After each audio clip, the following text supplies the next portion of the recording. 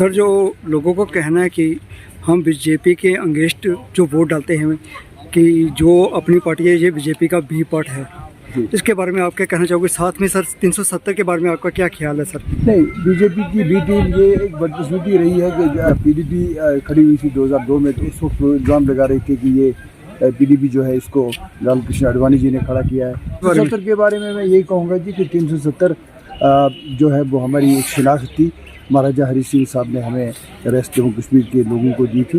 इस टाइम हमारे साथ हैं शाह मोहम्मद तांत्रे साहब, पार्टी प्रेसिडेंट। सर, हम आपसे जानेंगे आज ये जो प्रोग्राम यहाँ पर रखा गया था हाई लेवल का, इसके क्या डिटेल? सईद अल्ताफ़ बुखारी साहब यहाँ तशरीफ लाए हैं, राजौरी के दौरे पे हैं। 4-5 दिन का दौरा था उनका। वो ऑर्गेनाइजेशनल मैटर्स पे वो अपने वर्कर्स से डिस्कस करना चाहते थे। आपने देखा वो राजौरी में उन्होंने मीटिंग की, फिर मैंडर में की, आज पुंछ में की, कल सिलकोट में उनका फाइनल जो टूर का आखिरी जो मीटिंग होगी सिलकोट में होगी। तो वो लोगों से पूछना चाहते थे, आवाम से मिलना, अपने वर्कर्स से मिलना चाहते थे, ऑर्गेनाइजेशन को मजबूत करना चाहते थे, आगे का क्या नया अमल उस ताल्लुक से बात करना चाहते थे। यही उनका दौर था। सर, जो लोगों का कहना है कि हम बीजेपी के अगेंस्ट जो वोट डालते हैं कि जो अपनी पार्टी है ये बीजेपी का बी पार्ट है, इसके बारे में आप क्या कहना चाहोगे? साथ में सर 370 के बारे में आपका क्या ख्याल है सर? इसके बारे में आपका क्या विचार है सर, आप बताओगे? नहीं, बीजेपी की बी टीम ये एक बदकिस्मती रही है कि नेशनल कॉन्फ्रेंस ने हमेशा जब भी उनके खिलाफ कोई यहाँ पे मुतबादल खड़ा होने की कोशिश करती है तो वो कोई ना कोई इल्ज़ाम लगाते हैं। जब पीडीपी खड़ी हुई थी 2002 में, तो उस वक्त इल्ज़ाम लगा रही थी कि ये पीडीपी जो है इसको लाल कृष्ण आडवाणी जी ने खड़ा किया है, या ये रा की एक फंडिंग उसको दे रही है। तो उस वक्त तो उनका वो था, क्योंकि उस वक्त उनसे डर रहे थे।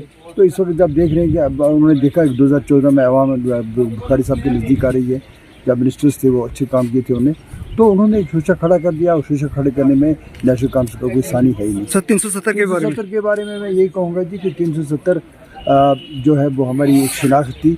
महाराजा हरी सिंह साहब ने हमें रेस्ट जम्मू कश्मीर के लोगों को दी थी। उसका मतलब 370 का ये था कि यहाँ की जो हमारी लैंड है वो उसका हम ही उसके मालिक हैं, बाहर का कोई इसको खरीद ना सके। और जो यहाँ पे सरकारी मुलाजमतें हैं वो यहाँ के बच्चों का हक है, जम्मू कश्मीर के जो रहने वाले हैं सर। तो मैं इसमें कहना चाहता हूँ, अगर हमें वो हक मिल जाता है तो हमें 369 में वो मिले या 371 में मिले, तो हमें वो हक चाहिए, उसकी सिक्योरिटी चाहिए।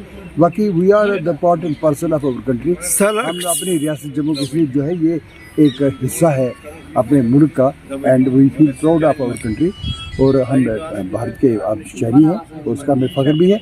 और भारत के जो नुमाइंदगान हैं, जो रूलर्स रहे हैं, वेदर इट इज़ बीजेपी और कांग्रेस, तो आप तो ये समझते हैं कि उन्होंने हमेशा कहा है कि रियासत सर अगर बीजेपी सर सेंटर अगर सुनिए पहले आपने बोलिए सर जवाब सुनिए पहले।